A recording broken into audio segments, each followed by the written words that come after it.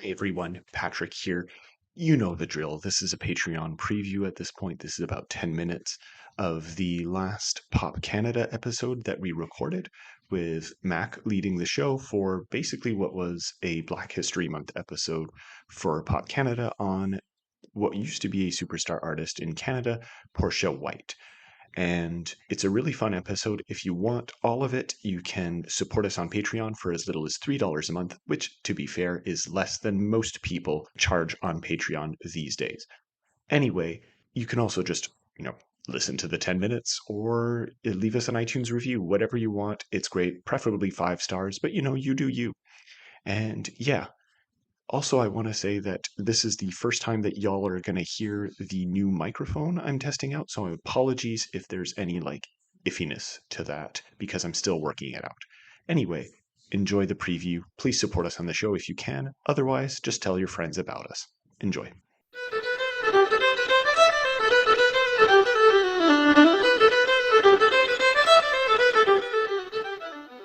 Hello there, everyone, and welcome to another rousing episode of Pop Canada, the show where we take a look at how Canada attempts to stay relevant in the modern cultural landscape. With me today is, as always and forever will be, as ordained by the state of Canada, the man with a plan, Patrick. So, wait. You're sending mixed metaphors here. I'm confused, but okay, let's go with it. Let's go with it. It's confusing. That's what we do here. So, and I love, yeah. what were you we're saying? talking about contemporary. You mentioned contemporary pop cultural landscape. Is that really true for this episode? In a way, yes. From a certain point of view, what is contemporary modernism? We live on a timeline of billions of years, so that's true. Humanity is contemporary by the standards of existence. So this person is more.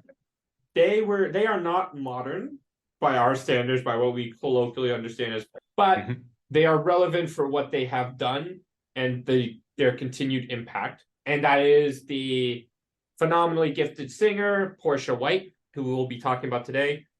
And we're going to spin this off in the second half into a larger conversation about the Black representation in Canadian pop culture and Canadian culture in general, because me and Patrick both agree that there's some things to talk about and some things to say. Yeah, I don't know. How did you want to start this? Did you want to just start with like an overview of her life, or just let's go into like just perceptions of her? Yeah, we'll start with so the first half is going to primarily be about her, and we'll talk about her, what kind of legacy she has, the kind of value. We'll have our usual discussion around her as a figure of Canada specifically. What does that mean? Is it important or not, etc. And then we'll get into the second half. So for those who have no idea who Portia White is, which is fair enough, me and Patrick do not have a large familiarity with her either.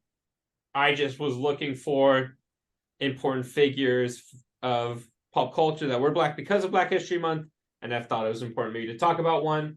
I'm trying not to be tokenism about this. It's just that there is not a deep pool to draw from because of the way Canada and Canada's history has played out, which will be part of the discussion later. Sure. So Portia White is a singer. More specifically, she is like a concert opera singer more than anything else. We should say was. Sorry, she passed away. She's long dead.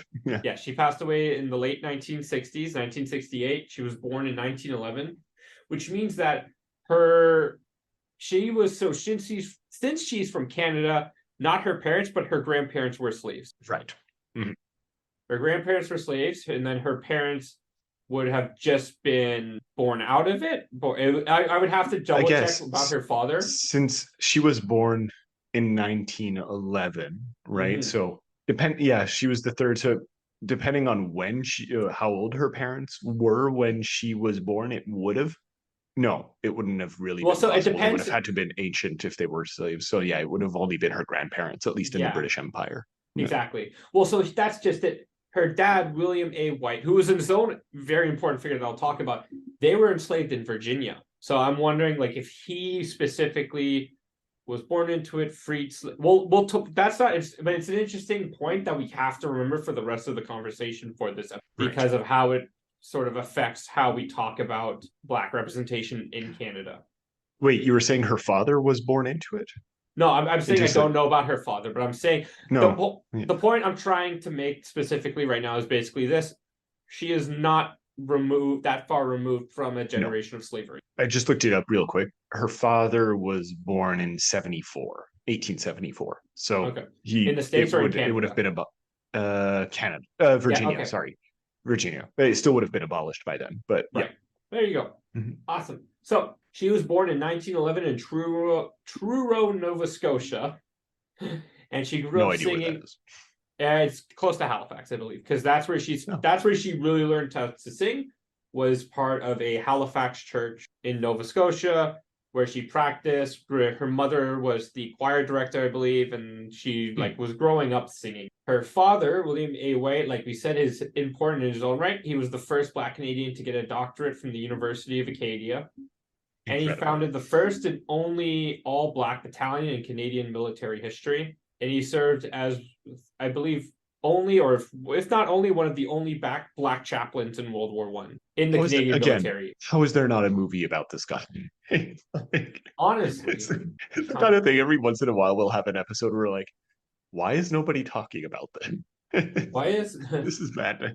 this is literally madness? But that's also part of the conversation for later. So, Mhm. like we said, she started in the choir at age 6. She showed talent at age 8. She was starting to really get a bit more recognized. And she was walking 16 kilometers a week for music lessons. I And mean, you 60, is it in total or is it like every day she walked know, that? every week, 16 kilometers. Okay, so I think we don't 5 to, appreciate that though, because how many kilometers a week do we take riding the metro, taking the yeah, I car, guess, taking the yeah. bus?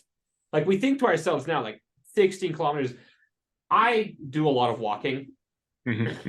And so I walk about, I'd say, like with the routes that I go, maybe 3 kilometers takes about an hour, maybe. Sure, that makes sense. Or yeah, maybe like around there, hour 10, hour 15, something like that, right? Imagine you're doing that every day though. So Mm, that's an yeah, and even then that takes you to it's if you one way. don't yeah, if you only do 5 days out of 7 and you're doing 16 kilometers a week, you're doing like 3.5. That's an hour out of your day every time just to walk to a place. There was no music to keep you company except the music that you made yourself. She is a Yeah.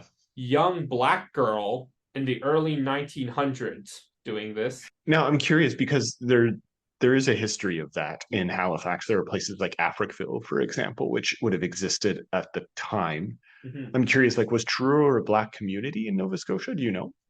I don't know. I did not look into the demographics of Truro because there is so much to talk about regarding Portia White. Like, Right.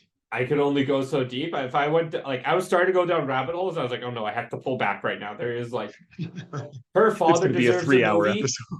She deserves a movie. Like, it's kind of crazy. Do you Anyway, know? Because you mentioned that her mother was perhaps a musician as well in her own right. Do you know if she's the one who gave her lessons from the or at least at first, or was it no, like I gotta someone imagine if completely she's separate? getting music lessons, she was going elsewhere to a I school guess. or Yeah. I a mean, private tutor. they might not have had like the necessary equipment or anything Yeah. like that. Well, But again, she began singing in the church choir under her mother's direction at age 6. So maybe her mother wasn't teaching her; she was just sort of like putting her and saying, "This is something you're gonna." right. Okay, that makes sense. Yeah, and that was a fairly common way to get started with music back in the day. As a Yeah. musician, like you would sort of learn from choirs. You would learn, which were often with churches, Yeah. and that's how this is what we did before we had like jazz was just about to happen, really, and there was no rock and Yeah. roll. There would have been the blues though.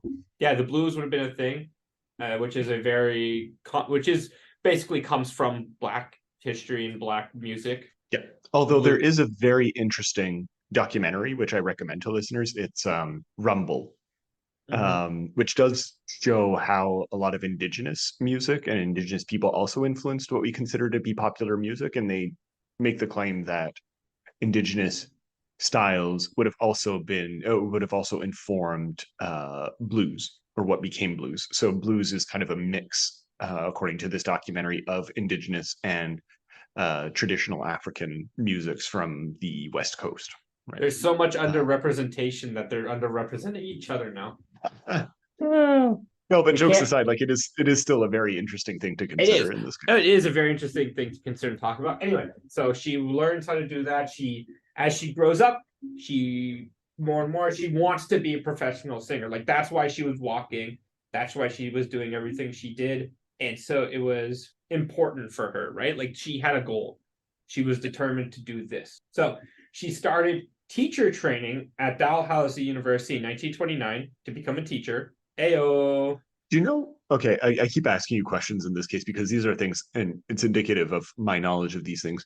When would have that been possible for her? Like, because her father got a doctorate. Mm-hmm. So, like, do you know when that became possible for Black people? Because segregation was a thing in Canada as well. Um, Like, I do not know enough about Black history in mhm. Canada. And again, Okay. that's partially my fault for sure, but that's also a very large part of Canadian history and the way Canada teaches history. Which again, we're going to talk about a lot because oh boy, Oh, for oh sure. oh boy, the way Canada deals with Black history is